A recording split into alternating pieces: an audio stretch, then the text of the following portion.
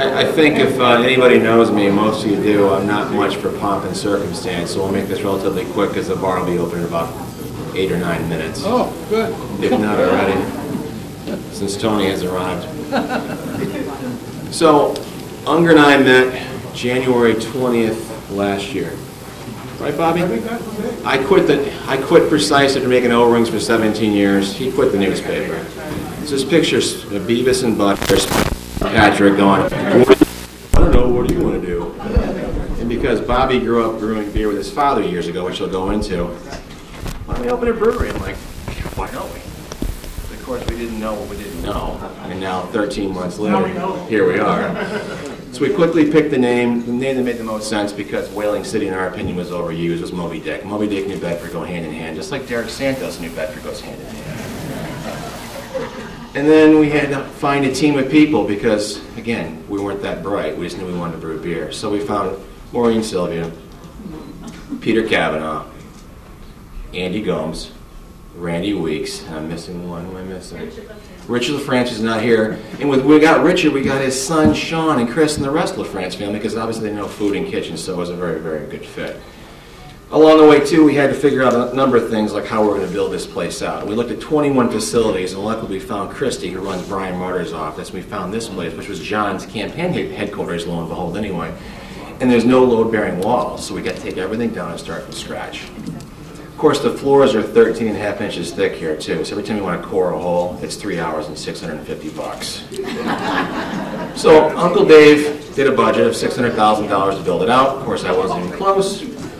I went back to Carl, said, Carl, can I have some more money, please? Bay Coast Bank was good enough to do so, and here we are today.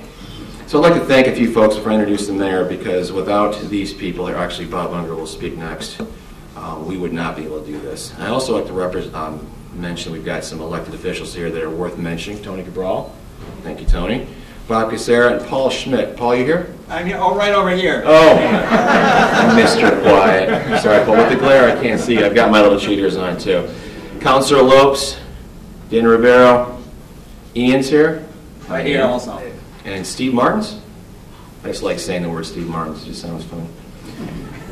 I mentioned Bay Coast Bank. Bay Coast Bank was unwavering in their commitment to this project. Worked with Carl and Robin and Sharon, a bunch of great folks over there. It was a very pleasurable experience, so I couldn't say enough about working at Bay Coast. Then we also found our friends at South Coast Improvement. Sean's here. Who else is here with? John's here. I saw, and Michelle, the project management team, we saw those folks more than I saw my kids the last 3 or 4 months. And there was a few brawls along the way, but we got through it. And as the Pointer sister said, we are family, so it's all good. Pam Manchester, everybody says, wow, what a cool design. Well, lo and behold, you know I didn't do this. I barely got the brewing operation specified. So Pam Manchester and Maureen did all the interior goodies. And then ahead, Ann and her team actually built the shelving in the back, and all the clothing comes from the industrial park. We try to keep as local as possible. When you have our food today, if you've not been here yet, virtually everything we source is all local. You don't see U.S. foods. How about the beef? What about the beef? Yeah, the beef probably comes from someone that Mr. Schmidt knows too. So, and when we have our spent grain leave the brewing operation, it goes to local farms in South Dartmouth to feed livestock. So hopefully we can slaughter the livestock and enjoy them later today. Image signs. Derek, were you with Derek? Along the way, this wonder kid named Derek shows up and, hey man, where are you going to get your signs from? So I don't have any idea. I had no idea what great work he did. So everything you see that's signage inside and out, Derek did at Image Signs. Great operation. Right by my old O-ring mill, by the way, so it's rather convenient. Specific Mechanical specified the brewing equipment out back. It's one of 3 manufacturers in North America that builds equipment of that size. It took 26 weeks to get here and $12,000 to ship on 2 tractor trailer loads. But as we talked about before, from grain to glass, we buy grain, and we try to buy local grain too and take it right to the glass. I mentioned Christy and Marta's office. Without Christy, wouldn't have got this done because Christy is a great conduit to the ownership team over at Marta, and Brian's been great too. But when you build out a building, just lots of things happen, and Christy was good about holding our hand and also Brian's. I got to mention 3 more contractors. Nick is not here. Nick the electrician, Alex the carpenter, and Leo, my plumber. I literally saw every day for 3 months, and they're the 3 greatest people I've ever met in my life because no matter what we want to change, like Pam wanted to move something, we want to move something, these guys never wavered. And even this morning they were here fixing a few things. So without further ado, Mr. Unger, would you like to tell a story? Tell a story. Oh, I'm sorry, Kevin. Yeah, he was on my list too. Kevin Caldwell Architecture. We found him through a family member, and if you don't know this gentleman, you should know him, because if you need some architectural work done, this guy is dynamite, and even the folks at South Coast are like, we've never worked with a better architect, and that's a fact, Kevin, so thank you.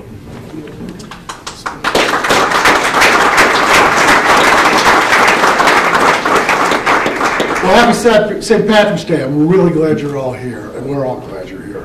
One other person that we should mention right behind me is, I think, one of the really great logos that you'll find anywhere around here. And it was done by Spectrum Marketing Group and Jeff Wotton, who's become really a part of our design team, our management team. Has just been great and continues to work with us, and I just think has done an extraordinary job. If you go around the corner a little bit later, you'll see on the wall some of Jeff's handiwork. He had his team design original, distinctive artwork for each and every beer label that we'll make. And you'll see it if you go to our website, mobydickbrewing.com, which Jeff and I and my wife Barbara worked on together. You'll see descriptions of each of the beers and a whole lot of other stuff. So we got here, as Dave mentioned, last January we started. But it really had gone back for me about 3 years before that. Some of you may remember I used to do honest work for a living when I was editor of a newspaper, and I wrote a little bit about my dad, and specifically the years in which he took care of my mother, who was suffering from dementia prior to her death. It was a real burden for a guy. He's 91 now, so he was in his mid to late 80s back then. And when she passed, Barb and I took him to a brew pub down in St. Augustine, Florida, where they'd had a really little condo together for many years. And he was very happy, he was relieved, he was at peace. And so we went to a little brew pub up there. And I'm not sure I'd ever been in one before, although I have made a practice of drinking beer. I don't think I'd ever been in a brew pub before. And I was right on the corner of A1A and Route 1 in St. Augustine. The beer was great, and they served these wonderful tuna burgers, and it was terrific. And at the end of the meal, my dad sat back, a smile on his face. He said, if I were 25 years younger, I'd do this. My dad had spent his entire career, working at breweries, and Schaefer Brewery in New York, and Anheuser-Busch Brewery in Jacksonville, Florida. So I said, well, that's a great idea, Dad, other than the fact that I work about 14 hours a day. I work with the newspaper. I don't have any money or know-how. So great idea, and we put that away for a few years. But after I left the newspaper, I decided that I wanted to do something in addition to the communications consulting business that I do with my wife. And this seemed to be a good idea. And I couldn't have asked for a better partner in Dave Slutz. When we met for coffee on January 20th last year, in 20 minutes, we had an agreement that we would go ahead and do this. Within a month, we'd identified 20 different properties that we were looking at. We brought in a fantastic management team, and we wanted to bring in people who love the city as much or more than we did, who wanted to do this project here, and who'd be fun to work with, and people that are really good businessmen and women. And so our team has come together. It's been a very successful group. Couldn't be any happier. And the first thing that we did was try to bring on smart people to run it. And so we're going to introduce them to you. And I hope if you spend any time around here, you'll get to know each of them. All talented, so to let the rest of us sit back and enjoy the place. First up, I want you to meet Tim Cleland, who is our general manager.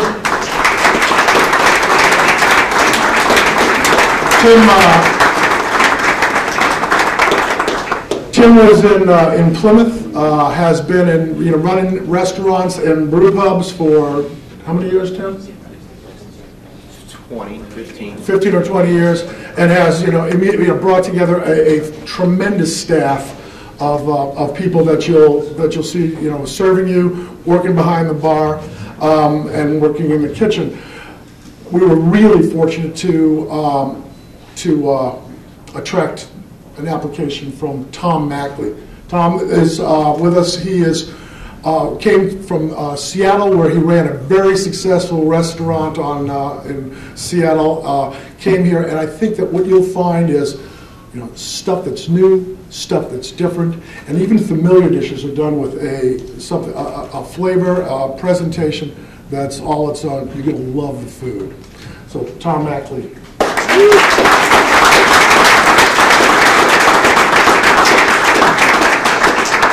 And finally, the first person that Dave Slutz and I wrangled into being interested in this project is our brewmaster, Scott Burnell, also a Plymouth guy. Scott has worked at, has been the South Coast Brewer of the Year. Scott has, was in beer distribution. He's worked at Harpoon, Rock Bottom, and really knows his stuff. So much so that my father, I think is prouder of Scott than he ever is of anything I've ever done. So Scott Burnell, and he'll talk a little bit later about. Thanks for being here. Actually, to keep in order, because Liz did this, Robert, we don't want to make Liz unhappy. So without further ado, one of the things we realized too is we need not just help and guidance from the city, because I've never built a restaurant before. Now there's Bob. So it's one thing to build an O-ring plant versus a restaurant. And everybody from the Board of Health to the planning folks have all been very, very happy, not to mention the EDC, which is not directly, reporting through the mayor's office, but the entire city has been nothing but helpful in the entire process. So without further ado, let's introduce Jon Mitchell.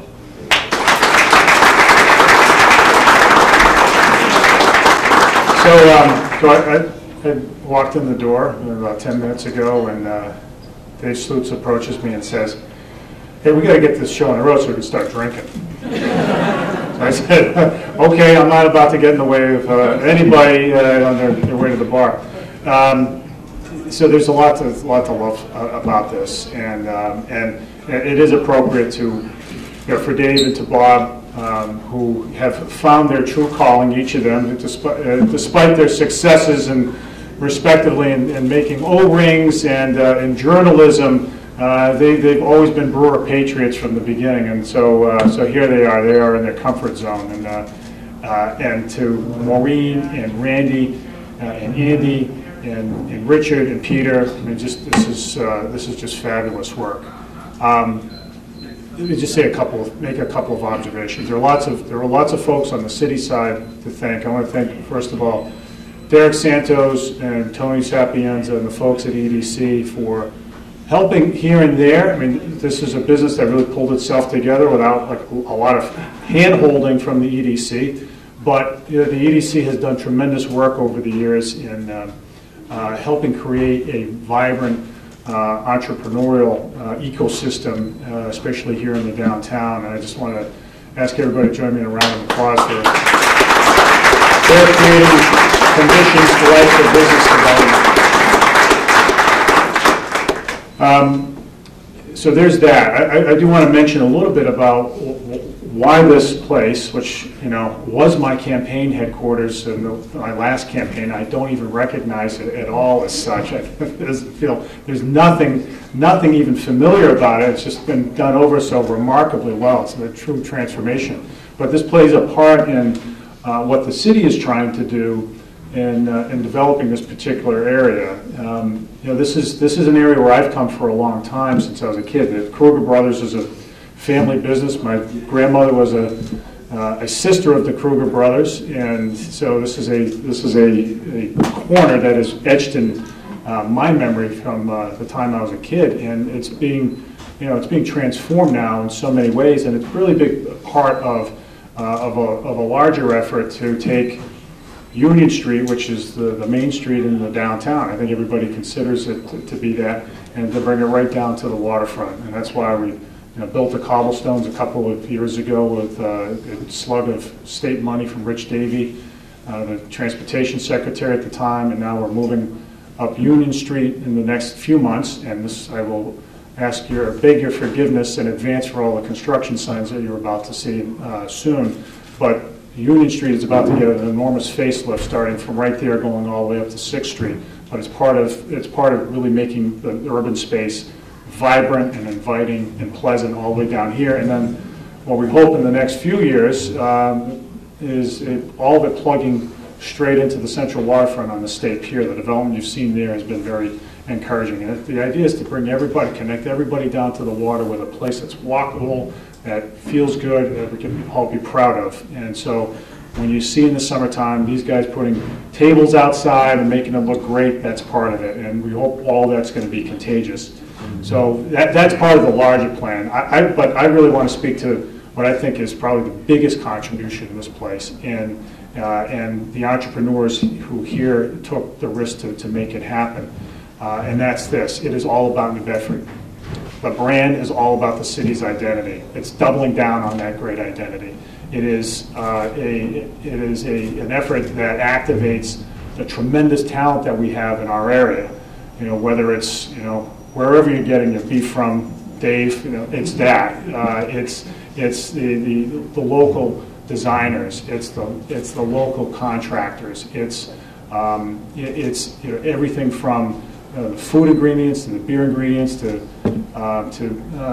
right down to the messaging itself. It's all about New Bedford, and that's just not, you know, not just a brand, but it is really, I think, to my mind, an initiative and an effort that is exactly what the city needs right now. Some of you heard my State of the City address last week, and what I tried to get at, we talked a lot about the why and what it took to build the Y back in the early 70s, and what it really took is people believing in the place and a willingness to extend oneself, whether it's one's treasure or time or otherwise, energy, into the place, knowing that, you know what, it may be a little risky, I might not see the full benefit right away, but I know it's a great thing for my community, and I love my community, and that's why I'm doing it. And so it's in that spirit that this place is done, and we really want it to become contagious. The more, the better, and we're starting to see it. So this is a mark of true momentum here. It is something that we're going to build on. You will see me at the bar from time to time. Please don't take cell phone pictures of me here with holding a beer in my hand. That can be problematic for any elected official, but you'll see me here because I love it. I love what's happening here, and I think you'll see lines out the door. So my only advice to all of you who might come here, especially as things ramp up in the summertime, is put in your reservation really early, because that's what you'll need to do. Anyway, thanks, guys, and I have a resolution to mark the occasion, which is right here. Dave, come forward. So it says here, the City of New Bedford, Massachusetts, hereby offers its sincerest congratulations to the Moby Dick Brewing Company, Dave Slutz, Bob Unger, Maureen Armstrong, Peter Kavanaugh, Richard LaFrance, Randy Weeks, Andy Gomes, in celebration of your grand opening and in appreciation of your entrepreneurship and commitment to the revitalization of New Bedford, with best wishes for your success and prosperity. Fabulous job, guys. Very nice.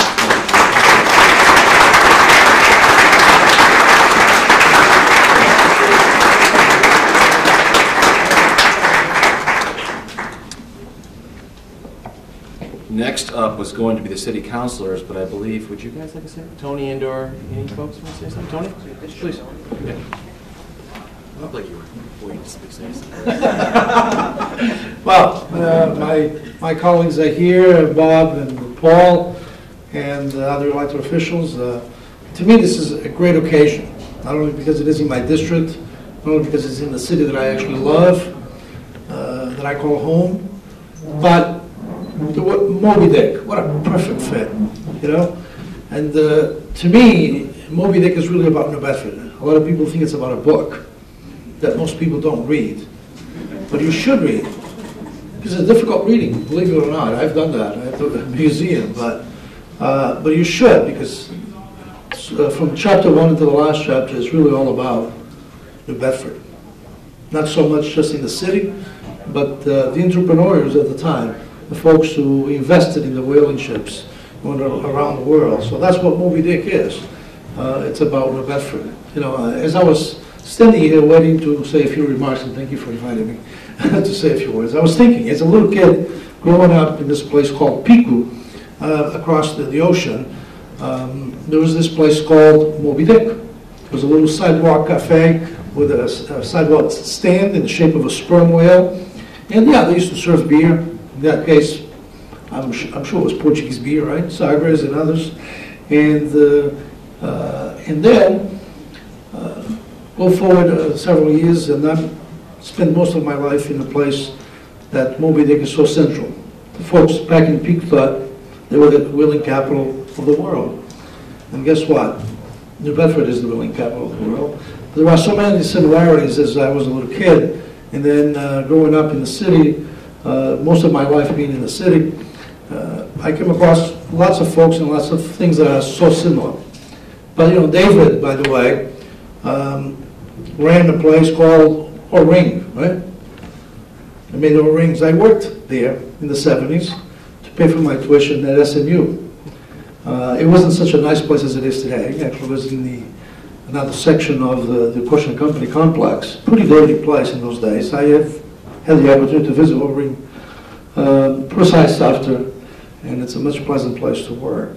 And then Bob comes to New Bedford and really uses the newspaper to move the agenda forward, and that was great, around education, around other issues. So to have these two folks come together and really invest in New Bedford in this way, it's just it's wonderful. It means that you believe in the city, you believe in the people of this city, and you believe of moving this city forward. So be those of us who are elected officials, be those in the private sector, I think there's a lot of common, a lot of things in common, because we care about this place and we want to invest and make this place be what Moby Dick used to write about. Not Moby Dick, but Melville, sorry. But what the book Moby Dick really talked about in New Bedford, making this place the place that it ought to be for all of us to enjoy and live and work and really make our families thrive here in this beautiful place. So thank you for the investment, Bob and David. This is great. And happy St. Patrick's Day. What a perfect day to open this place. Not only the Irish drink beer, by the way. All of us do. But this is really, I'm excited. The place looks wonderful. I feel like I'm outside with all those windows all the way down. And I can't wait for the warm weather, because then you really feel you're going to be outside. So this is great. Thanks, congratulations, and let's move New Bedford forward.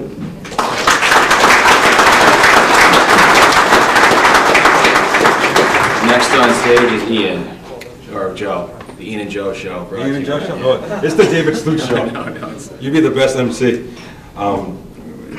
Realistically, last Friday I had my weekly meeting with the mayor. And the first thing that I told him was this was a collection of owners that bleed New Bedford. Every one of them loves New Bedford. And you can tell just by the light that they brought to downtown. I drove down the street last Tuesday when all the windows were open and the lights were on. You literally brought life back into the bottom part of Union Street. And people have always said there's upper and lower Union Street. It's just Union Street. And you make that connection all. Just by opening the windows, opening it up, you revitalize a neighborhood. I was saying to somebody earlier, you talk about going to Federal Hill and Providence, there's no need to. You can stay in New Bedford and do everything that you wanted to do on the Hill in New Bedford. And that's because of investors like you that truly do care about New Bedford. Leadership, the mayor, Derek Santos, and everyone on the city council, we're all working together to make sure that New Bedford strives for the next generation, and what you're doing is that investment. I'll have Ian come up and give the citation on the city council, but I want to personally thank each and every one of you. And I'm blessed to know you all, and I know how much you do truly love New Bedford and care about it. Thank you, and best of luck.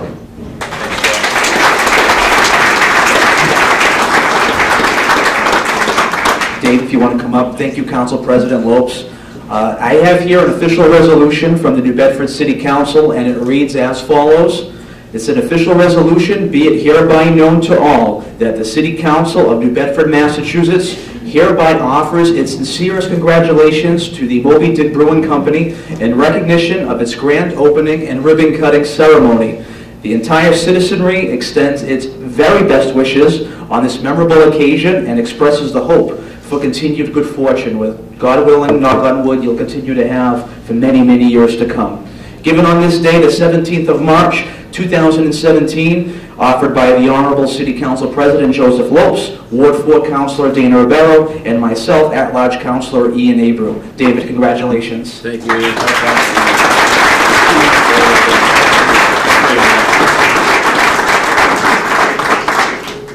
And last but surely not least, the reason we're actually here started 13 months ago. So we're looking at properties back in January, and I believe we met with Amelia over at D&B Burgers. And out of the blue, she goes, "Hey, you guys need a brewmaster?" I'm like, "What a splendid idea." That's how we found Scott. So I'm like, well, who can this guy be? Then I got Scott's resume, and I called him up within 15 seconds and got him down here. What was not mentioned, too, is Scott went to high school in Dartmouth and went to school, I believe, with Jon Mitchell, our mayor. So it's kind of a really cool, in my opinion, coming home story. So Scott, want to say a few words about your product and about why you're here?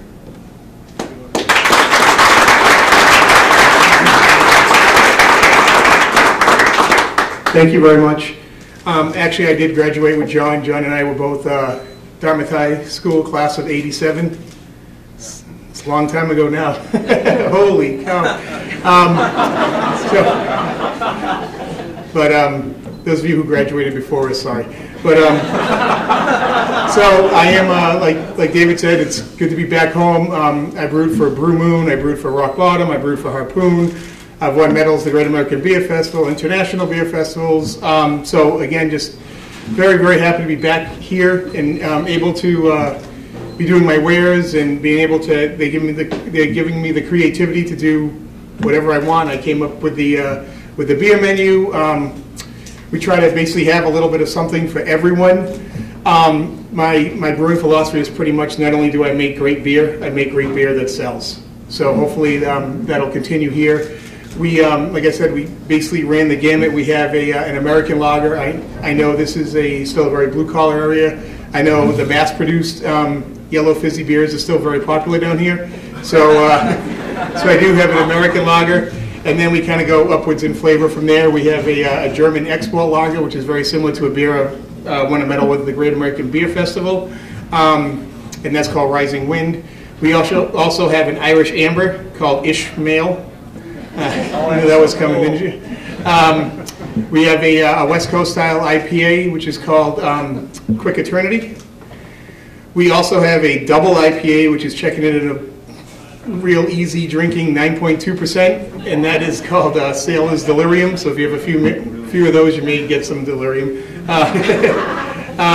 We also have, because we're opening right around now, we have an Irish Stout, which is nitrogenated. So my version of the famous one from St. James Gate over across the pond. And then we also have an American wheat called Wales Jaw wheat, which I made with coriander and orange peel. So those are the styles. We're going to have, basically we'll end up with 3 core styles, and then we'll kind of change it up. As they said, I was working on the distributor side, so going around to places like Rose Alley and Poor Farm, I realized people want something new every time. It's kind of what they call rotation nation. So we're going to try to keep things fresh and new. And so if you come here in a month and a half, 2 months, you're probably going to see a few different beers than you would see now. So like I said, just try to keep it fresh, keep it new to everyone, and another reason for everyone to keep coming back. So, very, very happy to be back, and let's keep New Bedford great, is what I should say. And let's make this whole area, everything that's down here. The more that we keep getting, the better. More reasons to come down to downtown. So, again, I'm very glad to be home, and thank you very much, and I hope you enjoy my beers. Cheers.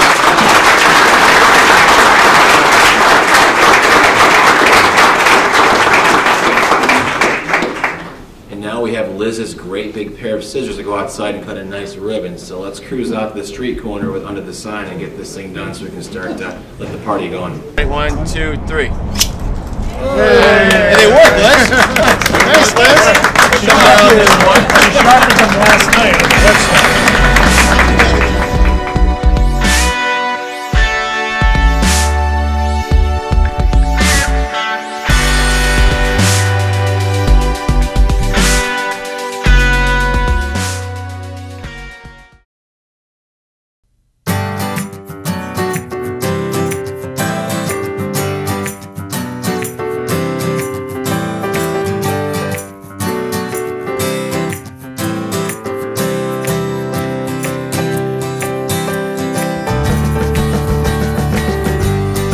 Real men know that getting tested is the way to take care of their families.